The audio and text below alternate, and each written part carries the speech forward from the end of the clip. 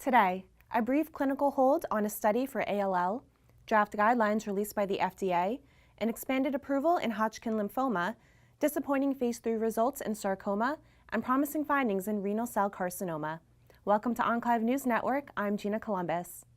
After the FDA placed a clinical hold on the ROCKET trial, a phase 2 study investigating JCAR015 for relapsed refractory adult patients with B-cell acute lymphoblastic leukemia, the agency removed the hold after just 4 days.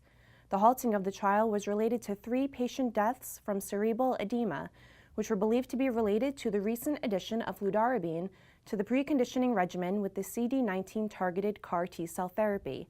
The first death took place in May, while 2 more deaths occurred within the past 2 weeks, leading to the FDA's halt. Fludarabine has a history of eliciting neurotoxicity, which has been known since the mid-1980s. Under the FDA's advisement, Juno, the manufacturer of the therapy, submitted a complete response letter. The FDA removed the clinical hold under a revised protocol that patients receive JCAR015 with cyclophosphamide preconditioning only. The FDA also requested that Juno submit a revised patient-informed consent form, investigator brochure, and trial protocol, along with a copy of information presented to the agency. Typically, the FDA reviews such information within 30 days. The FDA has released 2 draft guidelines that will provide regulatory oversight to be used for next-generation sequencing-based tests. Utilization of the novel technology, which can examine millions of DNA variants at one time, has been expanded as a means to inform risk and treatment decisions across multiple tumor types. The first draft guidance, titled Use of Standards in FDA's Regulatory Oversight of Next-Generation Sequencing-Based In Vitro Diagnostics Used for Diagnosing Germline Diseases, provides recommendations for designing, developing, and validating NGS-based tests for rare hereditary diseases, and addresses the potential for using FDA-recognized standards to demonstrate how well a test predicts the presence or absence of a particular genomic change. The second guideline, titled Use of Public Human Genetic Variant Databases to Support Clinical Validity for Next-Generation Sequencing-Based In Vitro Diagnostics, describes an approach wherein test developers may rely on clinical evidence from FDA-recognized public genome databases to support clinical claims for their test and provide assurance of accurate clinical interpretation of genomic test results. This should allow for an easier path for marketing clearance or approval. Guidance documents are said to represent the FDA's current thinking on a particular subject. These draft guidelines are undergoing finalization, and public comment is encouraged during the 90-day comment period. In a statement, Dr. Francis Collins, director of the National Institutes of Health, said, "The draft guidances are an important step in the development of NGS-based tests. NIH sees great value in these guidances and encourages test developers to adopt the best practices outlined in the guidances so that high-quality tests can become available to the patients who need them." These guidances are part of the FDA's engagement in the Precision Medicine Initiative, which was created by the White House in early 2015. The European Commission has approved brentuximab vedotin as a consolidation therapy following autologous stem cell transplantation. The indication is for patients with CD30-positive Hodgkin lymphoma who are at risk for relapse or progression. The decision was based on findings from the phase 3 ATHERA study, in which brentuximab vedotin reduced the risk of disease progression by 43% versus placebo. Additionally, the median progression-free survival was 42.9 months with brentuximab vedotin and 24.1 months with placebo. The 2-year progression-free survival rate for patients treated with brentuximab vedotin following ASCT was 54%. The hazard ratio for PFS was consistently below 1.00 across all subgroups analyzed in the study, including patients with primary refractory disease.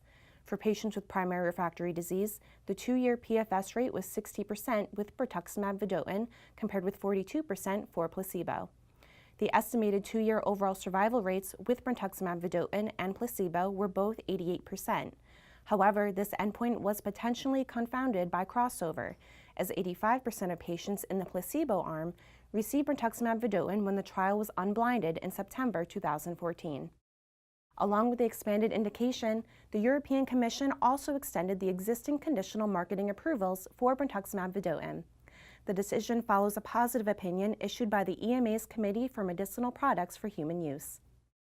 In soft tissue sarcoma, treatment with aldoxorubicin failed to improve progression-free survival versus investigators' choice of therapy for patients with advanced disease. The analysis was conducted after 191 progression events and showed a median progression-free survival of 4.17 months with aldoxorubicin compared with 4.04 months with investigators' choice, which included doxorubicin or pazopanib. Patients treated with aldoxorubicin experienced an improvement in ORR compared with investigators' choice that was described as a doubling in response, although the statistical significance of this improvement was not announced. The disease control rate was also improved versus investigators' choice. Adverse events associated with aldoxorubicin were found to be consistent with earlier studies. For secondary endpoints, full findings were not yet announced, but follow-up for overall survival is still ongoing. The full results will be presented at an upcoming medical meeting, with findings from a second analysis anticipated in the fourth quarter of 2016. A number of studies continue to assess aldoxorubicin, including a phase 1 study looking at the drug with gemcitabine for solid tumors. A phase 2 study is comparing the agent with topotecan for patients with metastatic small cell lung cancer. In renal cell carcinoma, adjuvant treatment with sunitinib was found to extend disease-free survival versus placebo for patients at high risk of recurrence. Results from the phase 3 STRAC trial show that the safety profile of sunitinib was also consistent with previously reported adverse event data for the agent. The significant findings from this study, however, have caused confusion because the larger ASSURE trial exploring adjuvant sunitinib was negative. In ASSURE, neither sunitinib nor sorafenib improved outcomes when administered after surgery to patients with locally advanced disease. Pfizer, the manufacturer of sunitinib, plans to submit full data from the trial for presentation at the 2016 ESMO Congress in October. In a statement, Dr. Mace Rothenberg, Chief Development Officer of Oncology at Pfizer, said, "Sutent has long been a standard of care for the treatment of advanced RCC and has reached more than 250,000 patients across diagnoses around the world since its initial approval 10 years ago. We believe the results from the STRAC trial support the potential for Sutent to be a treatment option in a broader range of patients.